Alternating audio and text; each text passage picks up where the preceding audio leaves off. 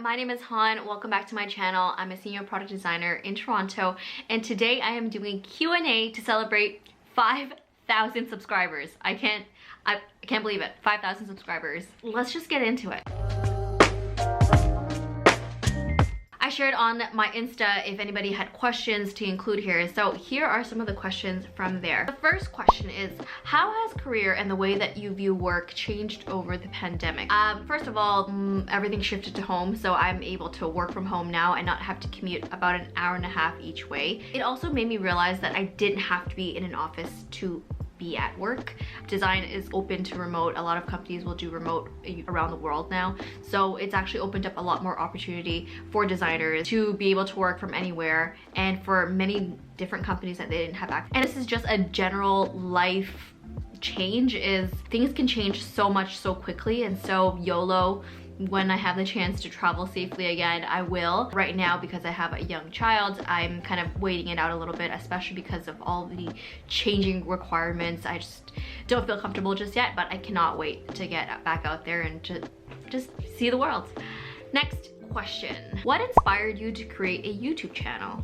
Well, I've been watching YouTube ever since I think the dawn of YouTube. I grew up watching Michelle Phan, the likes of so many beauty gurus. I really enjoy watching lifestyle content, and I think I wanted to kind of get into it, but it just never stuck. So when I started working as a designer, I felt like there was a gap in the YouTube content market for designers. So I just started sharing my journey and how I got to where I got to, and sharing some tips with all of you on how I got there. This is me being my own bigger sister. What advice would I have given myself years ago? This is essentially like an ode to myself. What would I have given 25-year-old Han advice for, and how to pivot your career or just tear down the patriarchy at work? Speaking of advice, what advice do you have for 16-year-olds out there? So I guess young people out there. I think the advice that I would give, okay, I can't speak broadly, but the advice I would give to my 16-year-old self is, you are going to have to fend for yourself a lot, and that's okay. Ask for help. People will help you, but you need to let them know.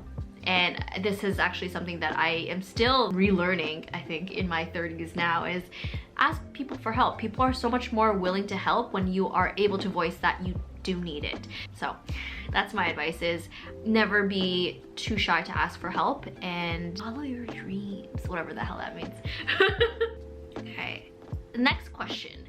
How long did it take you to get to 5K? Well, it depends. It depends on when you count me starting my channel years and years and years ago. I think I uploaded a few vlogs from my trips overseas, but actually uploading content probably about 2 years. I think I started late 2019, and yeah, it's like the end of 2021 now, so yeah, about 2 years. How long does it take to reach reasonable success in UX? I guess it depends on what you mean reasonable success and where you live. So I think in North America, starting salaries for UX designers these days is probably around the $60,000 to $70,000 range, which is quite high for someone starting out in their career. I think tech in general has pretty inflated salaries, so I would say right off the bat you could be reasonably successful, and you can make well into your 6 figures in a few years. Next question, how do you find time to create content? Any tips for other mommy YouTubers? It's actually so funny because I feel like I make more content now than I did when I didn't have kids, and that's because I'm so concerted with my time. As soon as the baby's down for a nap, I'm running to like edit, or I'm running to do film. So baby's sleeping right now. I feel like systemizing your whole content upload is really key, as in if you can sit down and like film a whole bunch of things at once and then edit all at once and then schedule them to be out, you're not like constantly setting up, filming one video, editing, and then like doing the whole thing for each and every video. That to me is probably the best way to go about it, even though I'm still learning that. Oh, I really like this question, and I want to give a shout out to Tolu for asking this, is, can you talk about workplace traumas and microaggressions at work? So yes, I have experienced workplace trauma, and I have experienced microaggressions at work. I'm very lucky at Wattpad. Microaggressions are something that people recognize as not something you should do, but in the past I did, receive that in a very veiled way. If for those of you who have never seen me in real life, I am basically 5 foot nothing, small Asian woman, and so it's very easy for the other folks, I guess, in the industry to perceive that in a certain way, and so that subsequently led to a certain treatment of me in the industry. I'd realized this now that it wasn't okay, but at that time I didn't realize that it was offensive, that I could speak up, because it was just not something that was talked about. And so I think I questioned myself a lot as a designer because I was experiencing a lot of external doubt placed upon my skills, my abilities, because of perhaps the way that I physically present myself. Yes, there have been a few unfortunate incidents that have changed the way that I view things and view certain relationships at work. So I'm much more cautious now. I'm a lot more sure of myself. Those incidents happened at times where I was new at certain companies, and that really messed with my head for a little while, and it carried over into another job. I did have to go to therapy to work through those big feelings, and I don't regret it for a single day in terms of what I had to go through. Did it suck? Hell yes. Did I heal from it, and did I get better from it in terms of learning about myself and learning about other people's characters through it?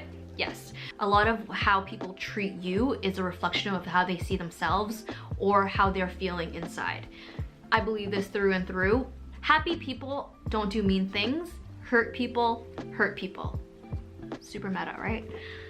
So if you're going through a similar incident, I really suggest bringing it up to a manager and documenting it, every single incident, so that when or if you do need to go to HR, that you do have everything documented down. Sorry, this took a little bit of a dark turn, but it is a question that I think is completely valid, and I think it's important to share as a woman in the tech industry. Next question. How has motherhood affected your career? Did you have to wait till you get to a certain level before starting a family? Yes, so it has affected my career more than my husband's. My husband works in a family business, so he's essentially self-employed, doesn't really have benefits in terms of paternity leave. So technically my day-to-day job has taken a pause, but I am still doing things professionally that you can kind of count as being part of like a career. I'm teaching and I'm making educational content. In terms of getting to a certain level before having a child, buying a home was a huge prerequisite for us to have a child or to start a family, just because the space, we were living in like a 500 square foot condo before, but because we were fortunate enough to enter the housing market at the time that we did secure a really nice home, and we're really proud of it. How are you able to separate home life from mom life working in the same space? Well, for one, I have a dedicated space. This is my office, and I'm gonna do a office tour quite soon, but this is like my sanctuary. This is where I film my videos, and I kind of retreat into here when I need a little bit of me time, just like cruise the internet. My son will be going to daycare starting in the new year because I am going back to work. When I do go back to work, I will be working remote most days. Maybe I'll go in the office once or twice. And I'm excited for the both of us to start this new routine and for me to get back into the swing of things. I miss work dearly. So last question, and this is something I've been contemplating, is any mom vlogs in the future?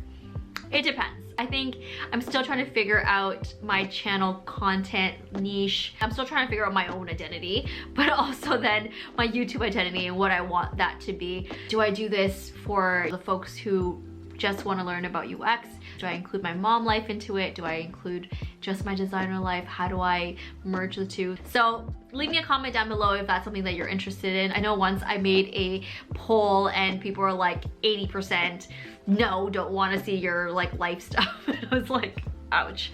I think I might play around with 1 or 2 vlog style videos for Vlogmas. But yeah, super interested to hear if you're interested in other types of content other than UX. So anyways, those are the questions from my Q&A. I hope you enjoyed it or like learned some things from it. If you're here to learn more about UX design, I have an entire playlist talking about interview tips and how to get started without any experience. So please check out those videos. Until the next video, I will see you soon. Bye-bye.